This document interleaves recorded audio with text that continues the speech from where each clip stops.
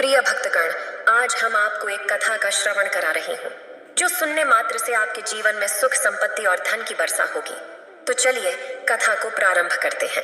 भगवान शिव माता पार्वती से कहते हैं, शब्दों में इतनी शक्ति क्यों होती है जिनसे बचाया नहीं जा सकता है और बिगाड़ा नहीं जा सकता है। तो चलिए जानते हैं हमारे शब्दों में कितनी शक्ति होती है एक कहानी के माध्यम से। अगर आप यह कहानी सुन रहे हैं तो पूरा सुनिए। इस कथा को आधा अधूरा छोड़कर जाने की गलती मत करिएगा, क्योंकि इस पवित्र कथा को पूरा सुनने से मनचाहा फल की प्राप्ति होगी।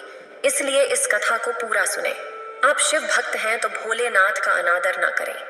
तो चलिए उस कहानी की शुरुआत करते हैं। जो लोग बुद्धिमान हैं वह यह जानते हैं कि शब्द हथियार के रूप में होते हैं, जिनसे किसी को बचाया नहीं जा सकता है और किसी को बिगाड़ा भी नहीं जा सकता है। अब आप सोच रहे होंगे कि शब्दों से किसी को बिगाड़ा कैसे जा सकता है, तो जरा सोचिए, ज्यादातर आत्महत्याओं के पीछे किसका कारण होता है? किसी के पति ने कुछ कहा, किसी के पिता ने कुछ कहा और उन लोगों ने आत्महत्या कर ली। ये आत्महत्या किसके कारण हुई? वो पीड़ित के मन को इतना दुखी कर गए कि उसके मन से वो दुख सहना और ज्यादा बर्दाश्त करना असंभव हो गया और इसी वजह से उन्होंने आत्महत्या कर ली। ऐसे ही आपके शब्द किसी को नया जीवन प्रदान कर सकते हैं।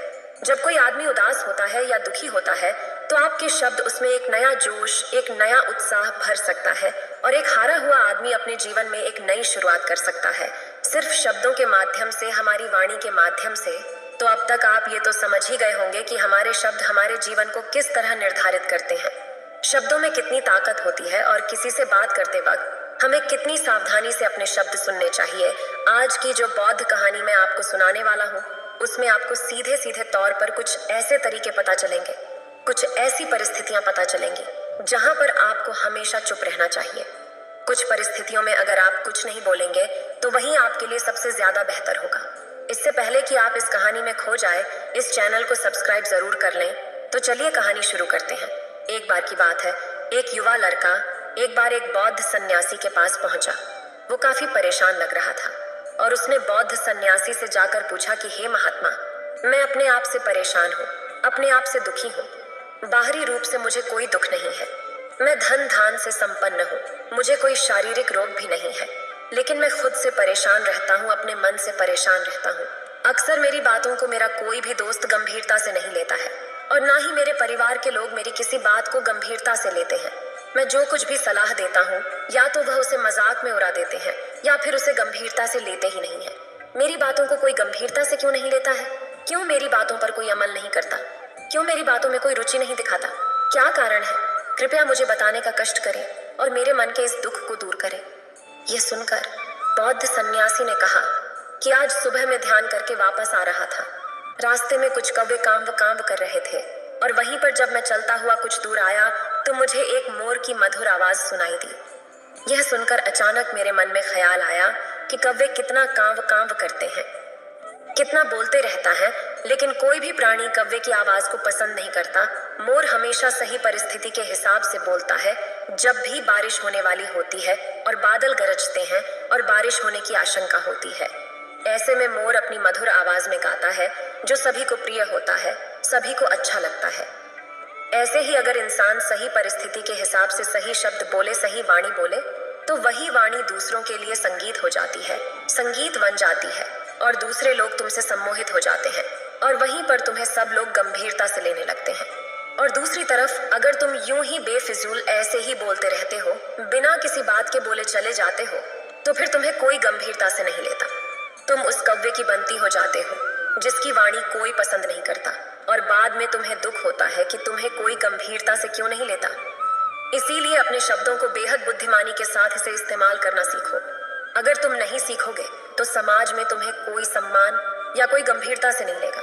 यह सुनकर वह युवा लड़का बोला कि हे महात्मा, मैं जानता हूँ कि मैं ज्यादा बोलने की बीमारी से ग्रस्त हूँ, मुझे इतना नहीं बोलना चाहिए, लेकिन मैं अपने आप में काबू नहीं रख पाता और ना ही मैं इतना बुद्धिमान हूँ कि मैं अपने शब्दों को नाप तौल कर बोल सकूं।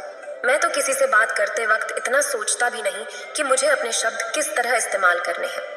कृपया करके कुछ ऐसी परिस्थितियां बता दीजिए जहां पर मुझे कम बोलना है या फिर बोलना ही नहीं है, हमेशा चुप रहना है। अगर आप मेरा ऐसे मार्गदर्शन कर सकते हैं तो मेरा जीवन आसान हो जाएगा और मुझे ज्यादा दिमाग या अपनी बुद्धि लगाने की भी जरूरत नहीं पड़ेगी। यह सुनकर बौद्ध भिक्षु ने मुस्कुराते हुए कहा कि बेटा, वैसे तो इंसान को हर परिस्थिति में सोच समझकर ही बोलना चाहिए, लेकिन अगर वह हमेशा होश में नहीं रह पाता है, ध्यान में नहीं रह पाता है, तो मैं तुम्हारे दैनिक जीवन की कुछ ऐसी परिस्थितियां बता रहा हूँ जहां पर तुम्हें हमेशा चुप रहना है। अगर तुम ऐसी जगहों पर कुछ उचित वचनों से व्यक्त करोगे तो वहां तुम्हारा अपमान ही होगा या फिर तुम्हें कोई गंभीरता से नहीं लेगा। सबसे पहली जगह है, यूं कहे ऐसी परिस्थिति जहां पर इंसान को हमेशा चुप रहना चाहिए, वह है जब किसी ऐसे विषय के बारे में बातचीत हो रही हो जिसके बारे में आपको कोई जानकारी ही नहीं है। तो ऐसी परिस्थिति में व्यर्थ में बीच में उत्तर देना, अपना ध्यान देना, व्यर्थ का ध्यान आपको कुछ पता नहीं है, लेकिन फिर भी आप अपना ध्यान देने के लिए उत्सुक हैं, तो ऐसी जगह पर आपका अपमान ही होगा। जरा तुम खुद सोचो, जब कोई बीमार आदमी अपनी बीमारी के बारे में चर्चा कर रहा हो और आपको उस बीमारी के बारे में कोई भी ज्ञान नहीं है, लेकिन फिर भी आप व्यर्थ में, बेकार में उसे ऐसी ऐसी औषधियां बता रहे हैं जिनका उसकी बीमारी से कोई तालमेल ही नहीं है, तो ऐसे में आप अपनी प्रतिष्ठा अपने हाथों से खो रहे होते हैं और आपको पता ही नहीं होता। ऐसी परिस्थिति में आदमी को हमेशा सुनना चाहिए। ध्यान से सुनना भी एक कला होती है। अगर आप सुनने का दिखावा करेंगे तो कहीं ना कहीं सामने वाले आदमी को ये एहसास हो जाता है कि ये मेरी बात पूरे ध्यान से नहीं सुन रहा है। इसीलिए जब आपको किसी विषय के बारे में पूरी तरह से ज्ञान ना हो तो वहां पर केवल अपने कान लगाना ही ज्यादा महत्वपूर्ण होता है, ज्यादा जरूरी होता है। आप उस इंसान की बातें ध्यान से सुन सकते हैं और इसी बीच आप दोनों के बीच एक संबंध पैदा होगा और उस संबंध सच्चा होगा, क्योंकि आपने उसके बात को बड़े ही ध्यान से सुना है और इस बात का पता सामने वाले को भी होता है। तो हम बिना कुछ बोले, सिर्फ सुनने मात्र से किसी को अपना दोस्त बना लेते हैं, अपना मित्र बना सकते हैं। इस बात को हमेशा ध्यान में रखना। दूसरी जगह जहां इंसान को हमेशा चुप रहना चाहिए वो है खाना खाते वक्त। खाना इंसान को हमेशा चुप रहकर खाना चाहिए, मौन रहकर खाना चाहिए। हर सन्यासी और उनके शिष्य हमेशा चुप रहकर भोजन करते हैं, शांत भाव से भोजन करते हैं, परिपूर्ण होकर भोजन करते हैं, पूरी तरह से करते हैं, एक एक टुकड़े का स्वाद लेकर भोजन करते हैं।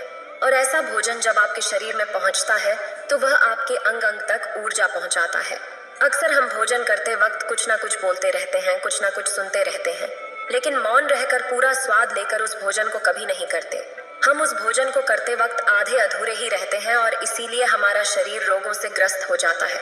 जरा तुम खुद सोचो, बौद्ध भिक्षु हमेशा भिक्षा लेकर भोजन करता है और भिक्षा भी कितनी बिल्कुल मामूली सी, और वह भी एक वक्त। तो एक वक्त भोजन के बाद भी वो इतने स्वस्थ रहते थे, इतने उत्साह, जोश और आनंद से भरे होते हैं। और हम तो इतना खाना खाते हैं, इतने सारे भोजन की सामग्री हमारे लिए उपलब्ध होती है, लेकिन हमारे शरीर में कोई ऊर्जा नहीं होती। इसका सबसे बड़ा कारण होता है कि हम अपना भोजन होश में नहीं करते हैं, परिपूर्ण होकर नहीं करते हैं, निर्मल रहकर नहीं करते हैं। इसीलिए अपना भोजन हमेशा निर्मल रहकर ही करो। तीसरी जगह जहां पर अगर आपने चुप रहना सीख लिया तो इसका अर्थ यह है कि आपने ऊपर विजय हासिल कर ली, जो है गुस्से में शांत रहना या चुप रहना इतना सरल नहीं होता है। अक्सर हम गुस्से से भरकर कुछ ऐसे शब्द या अपशब्द बोल जाते हैं जिसका पछतावा हमेशा बाद में होता रहता है, लेकिन जुबान से निकला हुआ शब्द वापस नहीं हो सकता। उस शब्द को मिटाया भी नहीं जा सकता। अब वह जिंदगी भर हमारे मन से जुड़ चुका होता है और वह गुस्से में बोला गया। अब शब्द हमारे मन को समय समय पर बेचैन करता रहता है, दुखी करता रहता है, लेकिन गुस्से के वक्त चुप रहना सीखना भी एक बहुत बड़ी कला होती है। गुस्से में आदमी को अपने ऊपर काबू कहाँ रहता है। इसीलिए इस कला को आप तभी सीख सकते हैं जब आप गुस्सा भी होश में रहकर कर पाए। जब भी आपको गुस्सा आए, आपके दिमाग में सिर्फ एक ही बात आए कि मुझे चुप रहना है, मुझे किसी से कुछ गाली गलौज नहीं करना, किसी को कोई अपशब्द नहीं बोलना। और जब यह विचार गुस्से के साथ छूट जाता है और धीरे धीरे यह आदत बन जाता है तो आप अपने गुस्से को भी काबू में करना सीख जाते हो। जब भी कभी गुस्सा आए तो किसी को कुछ बोलने की बजाय कुछ शारीरिक व्यायाम करना शुरू कर लें।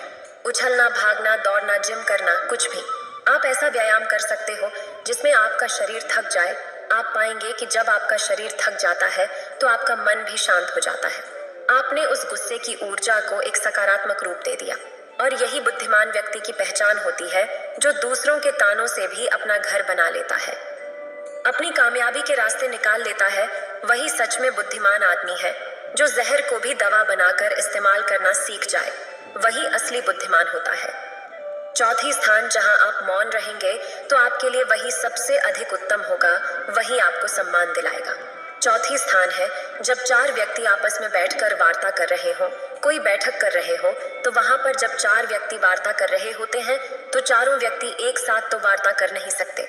एक बार में एक व्यक्ति बोलेगा और तीन सुनेंगे, तभी वह बैठक सफल हो पाएगी, तभी वह चर्चा सही रूप में आगे बढ़ पाएगी।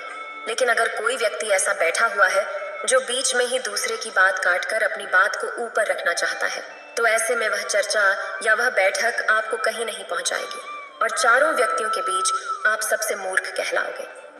अगर आपको अपनी बात कहनी है तो सामने वाले को अपनी बात पूरी करने दो, उसके बाद अपने विचार रखो। यही एक श्रेष्ठ व्यक्ति या फिर कहीं उत्तम आदमी की पहचान होती है। और अंत में यदि हमारे माता पिता हमें कुछ कह देते हैं, हमारे बड़े बुजुर्ग के सामने किसी बात पर दौरा देते हैं या हमें थप्पड़ भी मार देते हैं, तो ऐसी स्थानों पर आपका मौन रहना ही उनके प्रति सम्मान दिखाएगा, उनके प्रति आदर का भाव व्यक्त होगा। अगर आप उनके सामने उनका विरोध कर देते हैं, उनका प्रतिरोध कर देते हैं, तो वो गुस्सा तो थोड़ी देर बाद शांत हो जाएगा, लेकिन वो कही गई बात, वो विरोध किया हुआ शब्द या फिर कुछ भी उल्टा सीधा हमेशा आपके मन को सताएगा और आपके माता पिता को हमेशा यही लगेगा कि आज यह हमारी इज्जत नहीं करता, आज ही हमारी बात नहीं मानता, क्योंकि ये कमाने लग गया है, ये बड़ा व्यक्ति बन गया है। ऐसी ऐसी बातें उठेंगी, ऐसे ऐसे तंज कसे जाएंगे। इसीलिए ऐसी स्थान पर आप मौन रहिए, चुप रहिए, कुछ मत बोलिए, अपने गुस्से को अपने अंदर ही पी लीजिए, कुछ व्यायाम कर लीजिए, भाग लीजिए, दौड़ लीजिए, आपका मन अपने आप शांत हो जाएगा। आखिर में बौद्ध भिक्षु ने अपनी बात को समाप्त करते हुए कहा कि कम शब्दों में अपनी भावनाओं को उतारना सीखो। शब्द हथियार की तरह होते हैं, बोलो तो होश में बोलो, ध्यान में बोलो, जीवन शैली ऐसी बना लो कि आप जब भी बोलो पूरे होश में रहकर बोलो, पूरे आने के साथ बोलो, पूरे प्रेम के साथ बोलो। ऐसी वाणी बोलो जो दूसरे के दिल को ठंडक पहुंचाती हो, दूसरे के मन को भी शांत कर देती हो, और वह तभी संभव है जब आप प्रतिपक्ष में रहकर बोले। इसके बाद वह युवा लड़का बौद्ध भिक्षु के सामने नतमस्तक हो गया और उनको प्रणाम करते हुए अपने घर वापस लौट गया। अब हम जानेंगे अपने मन को जल्दी से जल्दी वश में कैसे किया जाए। तो चलिए जानते हैं, ये संसार एक माया जाल है जो कि मनुष्य को अच्छाई भी दिखाता है और बुराई भी दिखाता है। कभी सुंदरता दिखाता है तो कभी दुर्बलता दिखाता है। कभी यह संसार मनुष्य को आकर्षित करता है और कभी कभी मनुष्य को इतना उलझा देता है कि मनुष्य को खुद के जीवन का ध्यान ही नहीं रहता। इसलिए संसार के माया जाल से बचने के लिए जो पुरुष अपने खुद के इंद्रियों से कभी नहीं हारा, वह संसार से या पूरे ब्रह्मांड के किसी भी चीज से कभी हार ही नहीं सकता। वह मनुष्य जहां भी हो उसकी विजय निश्चित है। दोस्तों, आपको बता दें कि इंद्रियों का मतलब होता है कान, नाक, त्वचा, जीभ, हाथ। इन 5 शरीर के भागों को मुख्य इंद्रियां कहा जाता है। इन इंद्रियों को जो पुरुष या स्त्री अपने मन से संयमित कर पाते हैं, वह पुरुष या स्त्री बड़ी आसानी से संसार के महासागर को पार कर लेते हैं। यानी कि किसी भी चीज से वह आकर्षित नहीं होते और अपना बड़े ही विश्वास के साथ करते रहते हैं। ऐसे ही मनुष्य संसार में या इस लोक में या परलोक में बार बार विजयी होते रहते हैं। तो चलिए जानते हैं कि हमारे मन को कैसे वश में किया जाए ताकि हम इस संसार के मायाजाल में फिर से न फंसे। भगवान शिव कहते हैं, मन को वश में करने के लिए सबसे पहले आपको यह जानना होगा कि आपके शरीर से श्रेष्ठ आपकी इंद्रियां होती हैं, आपकी इंद्रियों से श्रेष्ठ आपका मन होता है और आपके मन से श्रेष्ठ आपकी बुद्धि होती है और अंततः ज्ञान से श्रेष्ठ आपका आत्मा होता है और आत्मा से भी श्रेष्ठ परमात्मा होते हैं, यानी भगवान होते हैं। तो अगर आपके मन को वश में करना है तो सबसे पहले अपनी ज्ञान में ये विचार करें कि मैं आज से बुरे कामों के बारे में सोचूंगा भी नहीं और मेरे अच्छे काम विश्वास से करता रहूंगा।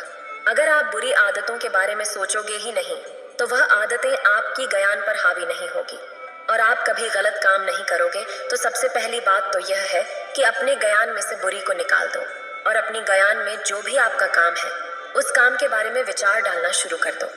फिर आपकी ज्ञान आपके मन को आपके काम के बारे में संदेश देगी और मन सभी इंद्रियों को वश में करके आपके काम के ऊपर लगा देगा। तो इसी तरह से करते करते आपका मन एक दिन अवश्य ही वश में हो जाएगा और जिस व्यक्ति का मन वश में हो जाता है उस व्यक्ति के मन में हमेशा ही भगवान वास करते हैं। तो देखो, मन को वश में करने के लिए सबसे पहले आपको अपनी ज्ञान को अपने काम के बारे में ज्ञान देना होगा और ज्ञान में से बुरी आदतों को बिल्कुल निकालना होगा, यानी कि उनके बारे में सोचना ही छोड़ना होगा। तब जाकर आप अपने मन को वश में अवश्य ही कर पाओगे और जब आप पूर्णतः आप अपने मन को वश में कर लोगे तब आपके लिए सुख दुख सर्दी गर्मी और मान अपमान सब एक जैसा होगा और आप इस दुनिया के माया से परे हो जाओगे। आपको कोई भी चीज आकर्षित नहीं कर पाएगी, उल्टा आपसे ही लोग आकर्षित होंगे और आप जैसा भी काम करते हो लोग भी आपको देखकर वैसा ही काम करेंगे और लोगों को आप एक आकर्षित और ज्ञानी मनुष्य लगोगे।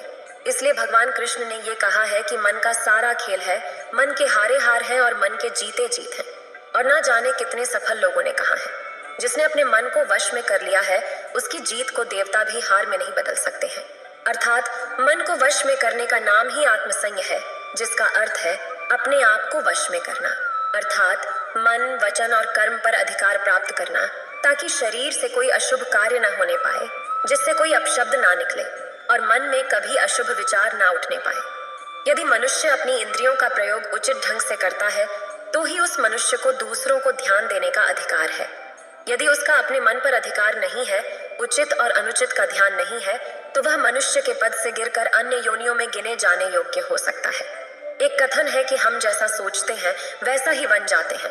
वास्तव में यह विचार नहीं, अपितु विचारों का संसार है। हमारी सोच और विचारों का प्रभाव हमारे मन पर गहरा असर छोड़ देता है। मनुष्य के मन में विचार ही बार बार उभर कर आते हैं, जो मनुष्य को दिशा देने का काम करते हैं। विचार ही मस्तिष्क को गति प्रदान करते हैं और गलत विचार क्रोध की ओर जाने को विवश करते हैं। यह हमारी भूल है कि हम सोचते हैं कि वचनों की कोई शक्ति नहीं है।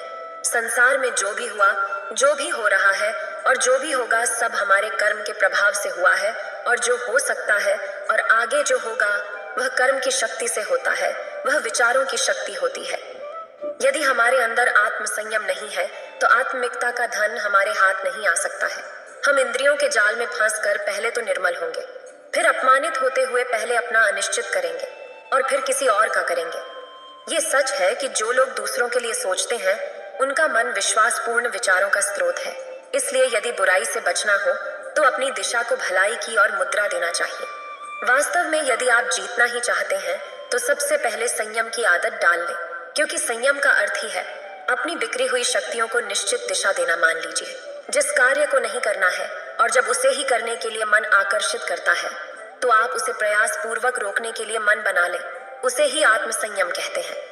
संयम का अर्थ है जब हम आकर्षणों की ओर जाने के लिए हमारा मन सहज रूप से रुक जाए। अनुशासन और बलिदान के बिना मुक्ति की आशा नहीं की जा सकती है, लेकिन यह बात भी सच है कि लोग गुस्से में विवेक शून्य होकर तुरंत अपने आत्मसंयम को गुस्से में खो देते हैं। यह सच है कि समय बीतने में लोगों के आत्मसंयम में भारी कमी आई है। इसके गंभीर परिणाम सामने भी आए हैं। इसलिए स्वायत्त नियम की उपयोगिता को किसी भी स्थिति में कम नहीं गिना जा सकता है। लेकिन यह भी सच है कि शुरुआत में स्वायत्त नियम का मार्ग थोड़ा कठिन लगता है, अर्थात मन को वश में करने का नाम ही स्वायत्त नियम है। मनुष्य को मिली हुई शक्तियों को निश्चित दिशा देना स्वायत्त नियम कहलाता है। तो दोस्तों, उम्मीद है कि आपको मन को वश में करने का उपाय और शांति के फायदे और कहां-कहां आपको शांत रहना है इसके बारे में इस वीडियो के माध्यम से पता चला होगा। और मुझे यह आशा है कि आप अवश्य ही अपने मन को वश में करोगे और जिंदगी के सभी परिस्थिति में अवश्य ही सफल होकर अपने परिवार का नाम रोशन करोगे। इतना कहकर भगवान शिव इस उपदेश को समाप्त करते हैं। इस वीडियो को बोलते समय कोई त्रुटि हो तो मैं क्षमा चाहती हूँ। उम्मीद है आप सभी को ये वीडियो अच्छी लगी होगी। अगर आप शिव के सच्चे भक्त हैं तो चैनल को सब्सक्राइब और वीडियो को लाइक करके कमेंट में हर हर महादेव लिख दीजिए।